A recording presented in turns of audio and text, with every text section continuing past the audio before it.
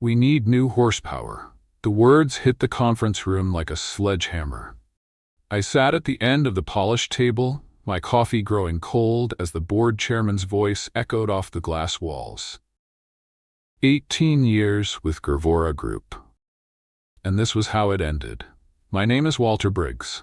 I am 58 years old, and until that moment, I was Senior Vice President of Operations for one of Houston's most reliable logistics companies. I had built their route network from scratch, not saved 3 major accounts during the 2008 recession, and guided them through another downturn in 2020 without laying off a single driver. I thought that counted for something. "We are bringing in someone with a fresh outlook," the chairman continued, not meeting my eyes. "Someone who understands modern business dynamics." I knew exactly who that someone was. Chase Langford, 33 years old, married to the chief executive officer's daughter with a background in lifestyle marketing and 0 experience in logistics. I had heard the whispers for months. The family dinners where business was discussed, the golf outings where decisions were made before they ever reached the boardroom. I folded my hands on the table and waited. No point in arguing. No point in listing my accomplishments or the contracts I had personally managed. The decision was already made probably weeks ago. "Walter, we appreciate everything you have done for Gervora Group," the chief executive officer said, finally looking in my direction. His voice carried the practiced tone of someone who had rehearsed this conversation. "Your dedication has been noted." Noted.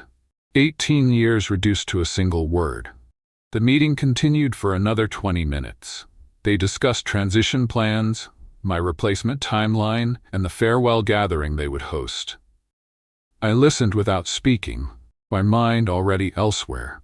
In my jacket pocket, I felt the edge of a business card I had been carrying for 3 months. A card that might change everything. After the meeting, I walked back to my office and began packing my personal items. The farewell gathering was scheduled for the following Friday. Just enough time for Chase to shadow me and learn the basics of what I had spent nearly 2 decades perfecting. As I placed my coffee mug in the cardboard box, my phone buzzed. A text from my daughter, Catherine. "How did the board meeting go, Dad?" I stared at the message for a long moment, then typed back. "Big changes coming." I did not tell her I had just been forced into early retirement. I did not tell her that my replacement was a 30-some with connections, but no experience. I would save that conversation for later when I'd figured out my next move. The business card in my pocket felt heavier now. It belonged to someone who had reached out months ago, someone who understood the value of long-term relationships in this industry, someone who might be very interested in what I had to offer. The next morning, I sat in my office earlier than usual, watching the sunrise paint the Houston skyline orange and gold. I had been coming to the same office since 2007, back when Gervora Group was a mid-size operation struggling to compete with the major players. I helped change that. I remembered my first major victory, the Petroax Industries contract, a $120 million deal that everyone said we were too small to handle. I spent 6 months building relationships with their procurement team, learning their delivery requirements, and designing a route system that cut their costs by 15%. When we landed that contract, the chief executive officer called me into his office and shook my hand. "Walter, you just saved this company," he had said. That was back when he still remembered my contributions. Over the years, I had built something solid here. Real relationships with drivers who trusted me, clients who respected our reliability, and vendors who knew a handshake with Walter Briggs was as good as any contract. I had missed family dinners to handle crisis shipments. I had worked through weekends to resolve route conflicts. I had even mortgaged my house to help cover payroll during the lean months of 2009. But somewhere along the way, things shifted. The chief executive officer's son-in-law started showing up to client meetings. Chase would sit in the corner taking notes on his phone, asking questions that showed he fundamentally misunderstood our business model.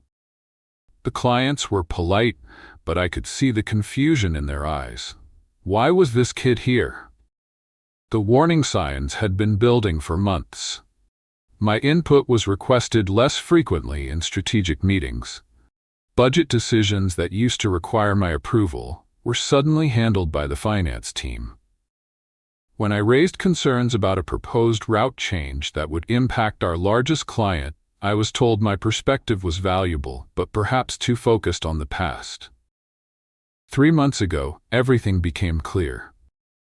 I was reviewing our quarterly client satisfaction reports when Alyssa Cormermack from Petroax Industries called my direct line. Alyssa had been my primary contact there for 8 years, and I considered her both a professional ally and a friend. "Walter, I need to ask you something off the record," she had said. "Are there changes coming at Gravora Group? Some of our executives are hearing rumors about new leadership in operations." I had been honest with her. "Nothing official yet, but there might be some transitions in the works." "I see," she had said quietly. Then she had given me her personal business card. "If anything changes, call me. The relationship we have built is too important to lose." I had thanked her and tucked the card in my wallet, not thinking much of it at the time. Now, sitting in my office for what might be one of the last times, I understood what she had really been offering. Not just her business card, but a lifeline. Friday afternoon arrived like a slow-moving storm. The farewell gathering was scheduled for 4:00 p.m. in the main conference room, the same room where my career had been ended 3 days earlier. I spent the morning training Chase on our major accounts, watching him nod along while clearly not grasping the complexity of what we did. "So basically, we just move stuff from point A to point B," he said during our session on the Petromax contract. "How hard can it be?" I did not correct him. I just handed him the client folder and suggested he review the delivery specifications carefully. At 3:30 p.m., I gathered my remaining personal items and headed to the conference room. The company had ordered a cake with "Thank you, Walter," written in blue frosting. There were maybe 20 people there, mostly drivers and warehouse staff who had worked with me for years. The board members had other commitments, apparently. The chief executive officer gave a brief speech about my contributions and dedication. He mentioned my years of service and wished me well in my future endeavors. When he finished, Chase stepped forward. "I just want to say," Chase began, that familiar smirk creeping across his face, "that Walter has done great work here, but business evolves. You know, we need new energy, new ideas. Your time is over, old man, but do not worry, I will take good care of everything you built." The room fell silent. A few of the drivers shifted uncomfortably. One of the warehouse supervisors actually looked away. I felt something inside me go very quiet and very still. I did not react. I did not argue. I simply stood up, shook hands with the people who mattered, and walked out with my cardboard box. In the parking lot, I sat in my truck for a long time, not starting the engine. The sun was setting behind the office building, casting long shadows across the asphalt. I thought about 18 years of early mornings and late nights. I thought about the clients who trusted me and the employees who depended on me. I thought about Chase's smirk and his casual dismissal of everything I had accomplished. Then I pulled out my phone and found Alyssa Cormack's business card. She answered on the second ring. "Walter, I was wondering when you would call." "The board made their move," I said simply. "I heard Chase Langford, right? The son-in-law with the marketing background." "That is right." There was a pause. Then Alyssa said, "Walter, I think it is time we had a conversation. Are you free for dinner tomorrow?" I started my truck and pulled out of the Gravora Group parking lot for the last time as an employee. "I will be there," I said. As I drove home, I felt something I had not experienced in months. Not anger, not bitterness, but clarity. The game was just beginning. Saturday evening, I met Alyssa at a quiet steakhouse on the west side of Houston. She had chosen a corner booth away from the main dining area. And I understood why when she opened her leather portfolio and spread several documents across the table. "Before we talk business, I want you to know how sorry I am about what happened," she said. 18 years of partnership, and they replace you with someone who asked me last week if we needed our chemicals delivered in refrigerated trucks. I almost smiled at that. He asked you about refrigerated trucks for industrial lubricants. Apparently, he confused us with a food service company. Alyssa shook her head. "Walter, I have been doing procurement for 15 years. I have never worked with anyone more reliable than you. When you say a delivery will arrive at 2 p.m. on Tuesday, it arrives at 2 p.m. on Tuesday." She pulled out a contract summary. "This is our current agreement with Gravora Group. $120 million over 3 years renewable. It represents about 40% of their total revenue." I knew those numbers by heart. It does.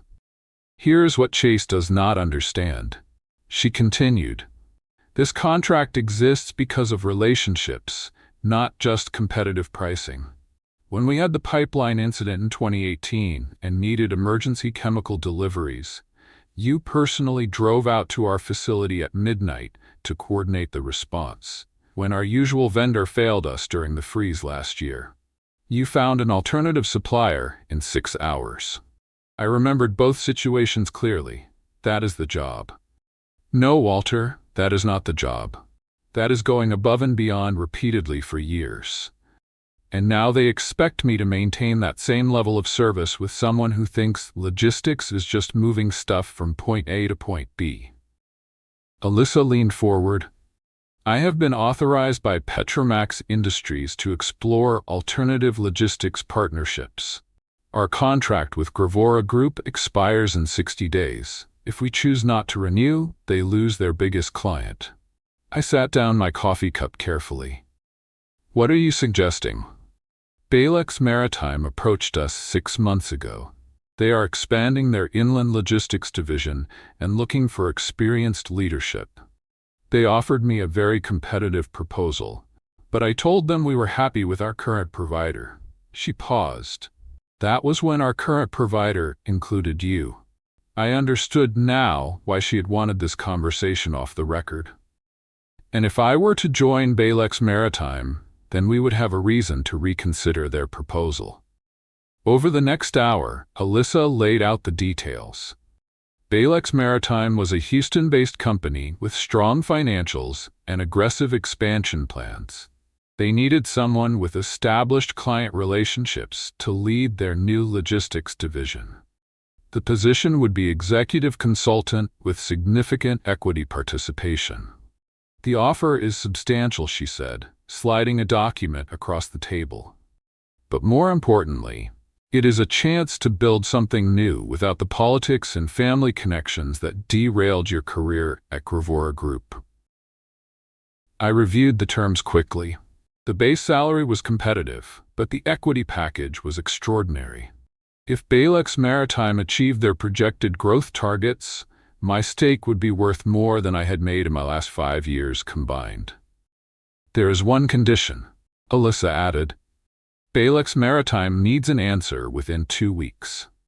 They want to announce the new division leadership before the end of the month." I looked up from the documents. 2 weeks is not much time. It is enough time for Gravora Group to realize what they are losing. She said, "I plan to inform them next Friday that we will not be renewing our contract. I will also mention that we are exploring partnerships with companies that have more experienced leadership." We finished dinner discussing logistics and market conditions. But my mind was already working through the implications. Chase would have to handle the Petromax Industries relationship for exactly 9 days before learning they were taking their business elsewhere. He would have no idea how to respond, no relationships to leverage, no understanding of what had gone wrong.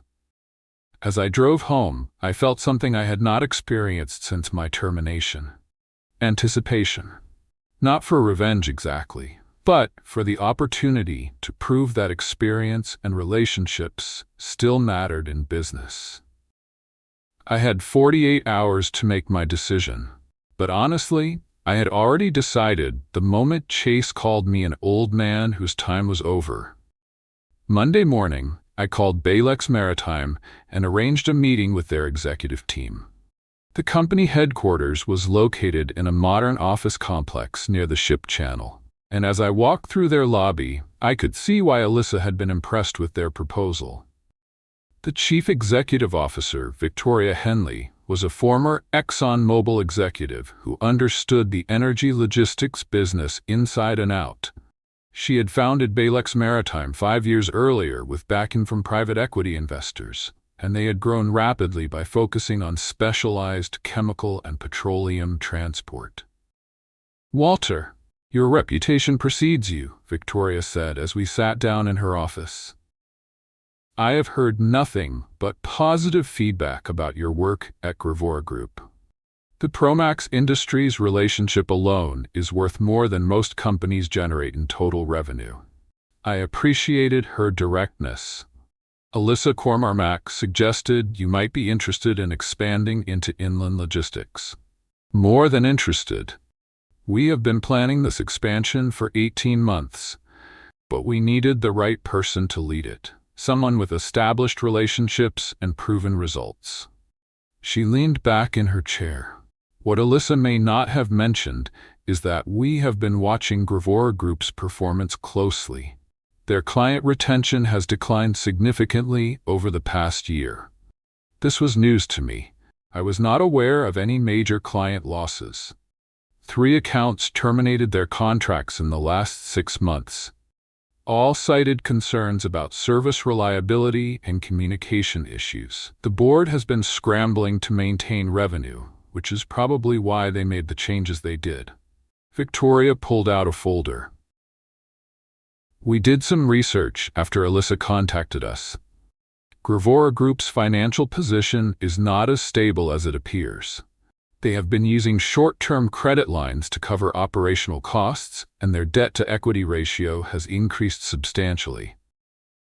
I studied the documents she provided. The financial analysis showed a company under pressure, making desperate moves to cut costs and attract new investment. Replacing experienced leadership with family connections was starting to make sense from their perspective, even if it was strategically short-sighted. "How did you obtain this information?"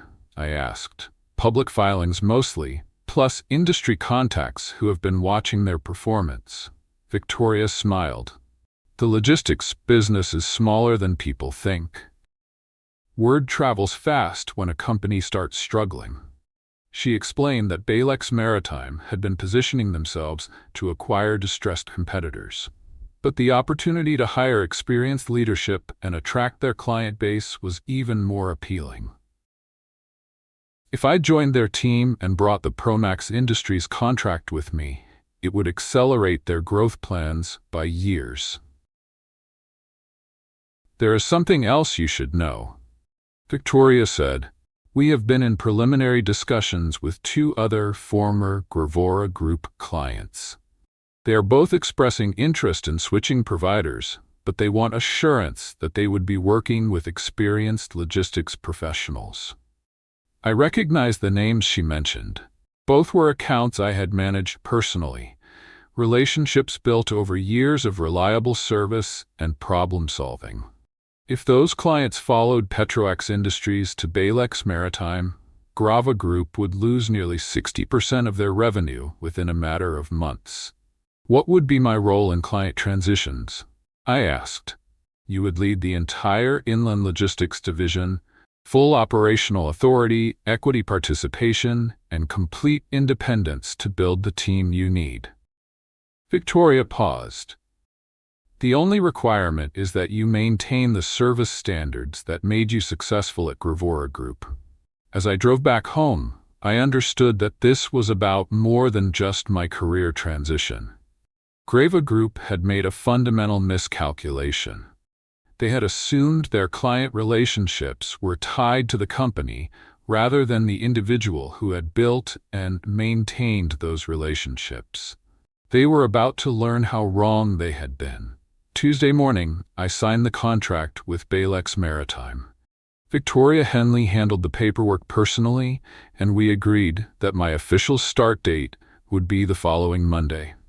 That gave us exactly 1 week to coordinate the client transitions and prepare for what was coming. My first call was to Alyssa Cormermack. "It is done," I said simply. "Excellent. I will be meeting with Chase Langford on Friday to discuss the contract renewal. Should be an interesting conversation." "What will you tell him?" "The truth that Petra Industries has decided to explore alternative logistics partnerships, and we will not be renewing our agreement with Grevora Group when it expires next month." I could picture Chase's reaction.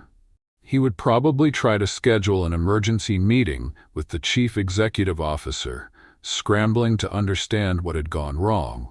But by then, it would be too late to salvage the relationship. "Alyssa, I want you to know I appreciate the risk you were taking. Walter, this is not a risk. This is a business decision based on 18 years of exceptional service. Petroax Industries needs reliable logistics partners, and you represent reliability." Wednesday and Thursday, I worked quietly from home, developing transition plans and reviewing client files.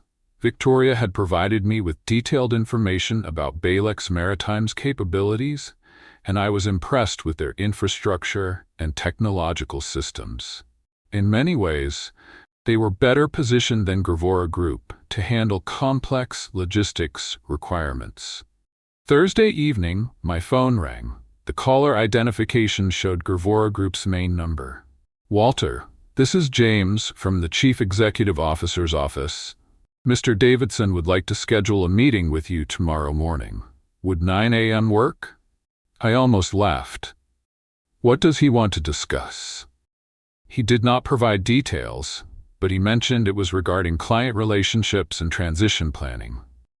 "Tell Mr. Davidson I am no longer available for transition planning.